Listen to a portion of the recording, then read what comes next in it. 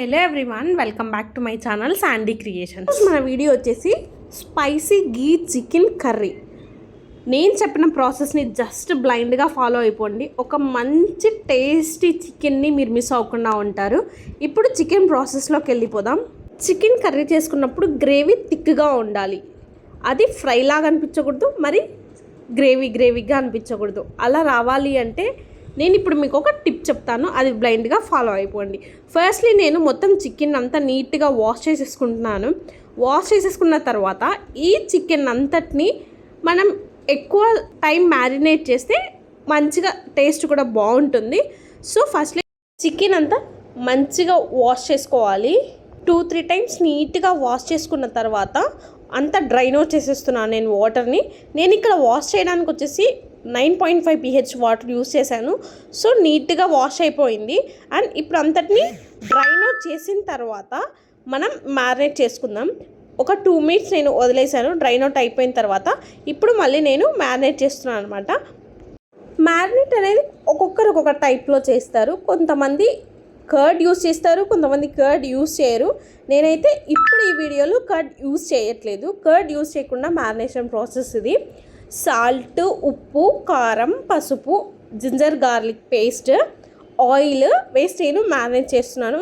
And దీంట్లో cinnamon powder, coriander, onions అన్నీ ఒకేసారి కూడా వేసి మ్యారినేట్ చేసుకోవచ్చు. బట్ ఇప్పుడు నేను చేసే స్టైల్లో వచ్చేసి ఫస్ట్ అవన్నీ నేను యూస్ చేయట్లేదు. మంచిగా ఇలా మ్యారినేట్ చేసేసుకొని ఒక 1/2 hour వదిలేయండి. అండ్ ఇప్పుడు కర్రీకి మెయిన్ మసాలా యాడ్ చేసుకోవాలి. ఈ మసాలా వల్లే కర్రీ అంతా టేస్ట్ మారుతుంది. ఆ మసాలా ఎలా తయారు చేసుకోవాలో నేను ఇప్పుడు చెప్తాను. ఫస్ట్లీ కొబ్బరి పొడి, చెక్క, లవంగాలు, కూరా కారం ఇస్ మ్యాండిటరీ. కూరా కారం వేస్తే ఒక్కసారి వేసి చూడండి, కర్రీ చాలా చాలా టేస్టీగా ఉంటుంది. కొంచెం గ్రేవీ బాగా రావాలి అంటే గసగసాలు వేసుకోండి. ఇవన్నీ వేసేసి పేస్ట్ చేసుకొని రెడీగా పెట్టుకోండి. తర్వాత నేను ఇక్కడ ఆనియన్స్, నార్మల్గా కొంచెం గార్లిక్ పేస్ట్ వేసాను, ఎందుకంటే ఆల్రెడీ మ్యారినేషన్లో వేసాం కదా, మళ్ళీ ఘాట్ ఎక్కువ అయిపోతుంది. సో కొంచెం తక్కువ వేసాను. అన్నీ ఫ్రై అయిపోయిన తర్వాత మనం మ్యారినేట్ చేసి పెట్టుకున్న చికెన్ అంతటిని వేసి వాటర్ అంతా వెళ్ళిపోయే వరకు ఇలా ఫ్రై చేసుకోవాలన్నమాట. ముందే వాటర్ వెళ్ళిపోకముందే మనం వాటర్ వేస్తే స్మెల్ అనేది వెళ్ళిపోద్దు, స్మెల్ ఉంటుంది, టేస్ట్ కూడా అంత బాగుండదు. ఇప్పుడు ఇక్కడ చూపిస్తున్నాను కదా నేను, ఇలాగ వాటర్ అంతా డ్రైన్ అవుట్ అయిపోవాలి చికెన్లో నుంచి. ఇలా వెళ్ళిపోయిన తర్వాత మంచిగా వాటర్ అన్నీ, ఇప్పుడు చూడండి వాటర్ అన్నీ వెళ్ళిపోయిన తర్వాత ఇప్పుడు మనం వాటర్ యాడ్ చేస్తే చికెన్ అనేది మంచిగా ఉంటుంది, టేస్ట్ కూడా చాలా బాగుంటుంది.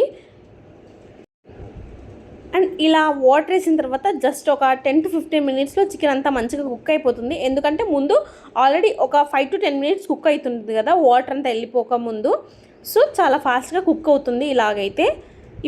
ఇప్పుడు మనం రెడీ చేసి పెట్టుకున్న పేస్ట్ అంతా యాడ్ చేసేసి ఒక 10 minutes వదిలేసి లాస్ట్లో ధనియా పౌడర్ యాడ్ చేసేసుకొని ఆఫ్ చేసుకుంటే చాలా బాగుంటుంది. అండ్ ఎవరైనా ఫస్ట్ టైం నా ఛానల్ చూస్తున్నట్టయితే please do like, share and subscribe to my channel. And hearty welcome to my channel. మీకు రెసిపీ ఎలా అనిపించిందో కమెంట్ సెక్షన్లో కమెంట్ చేయండి. Thank you so much. Please do subscribe.